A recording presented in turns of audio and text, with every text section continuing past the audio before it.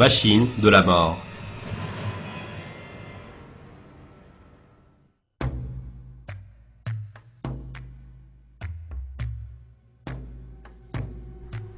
Les nazis ont développé d'effroyables méthodes pour mettre à exécution leur massacre.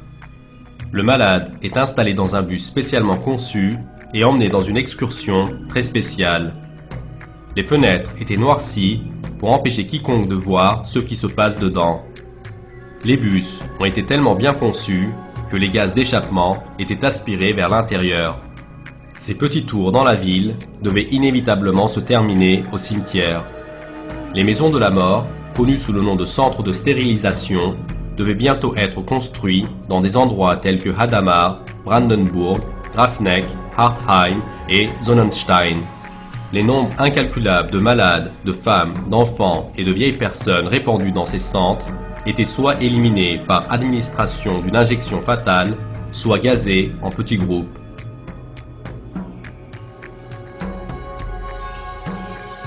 Leurs corps étaient brûlés dans les fours de ces centres. Néanmoins, les cheminées constamment fumantes de ces fours avaient permis aux populations avoisinantes de sentir cette terrible vérité.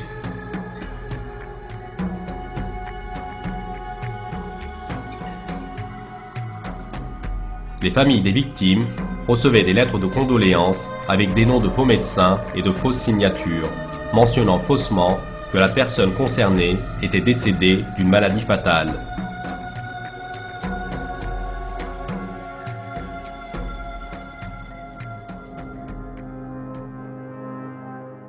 Peu de temps après, les centres de stérilisation commencèrent à être utilisés pour un objectif encore plus funeste.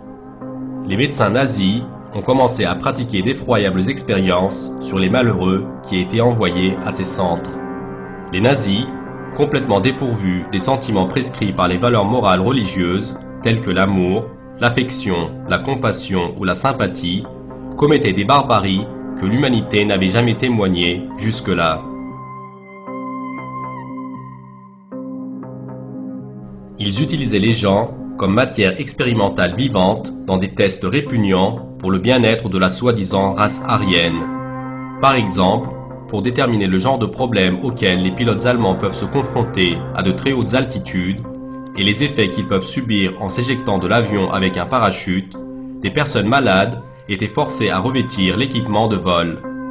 On leur attachait ainsi une ceinture de parachute et on les plaçait dans une chambre de pression et on les soumettait à de très basses pressions jusqu'à rupture de leurs organes internes.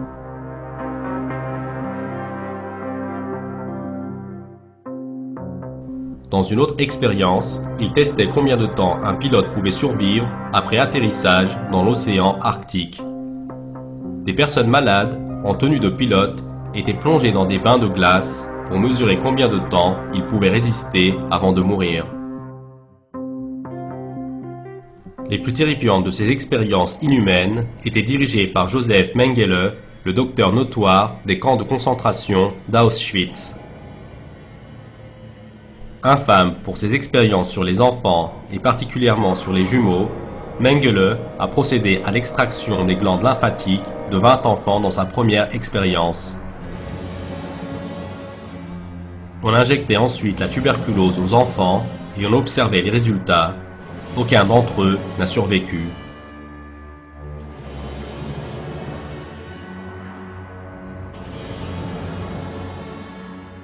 Une phase de ces expériences barbares, qui étaient destinées à peupler le monde avec une population à caractéristiques aryennes, concernait la couleur des yeux. Pour cette phase, Mengele a sélectionné des enfants avec des yeux de couleur marron dans sa tour d'Auschwitz. Son objectif était de transformer en bleu la couleur de leurs yeux en leur injectant différents fluides. Toutes les victimes ont souffert de terribles douleurs et étaient définitivement aveuglées. Cela a entraîné certaines victimes jusqu'à la mort.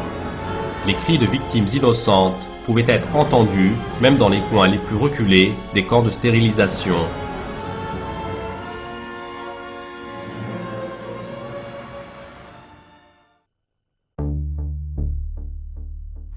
Par contre, il faut savoir que ces personnes cruelles, ayant commis toutes ces atrocités, recevront le juste châtiment pour ce qu'ils ont fait.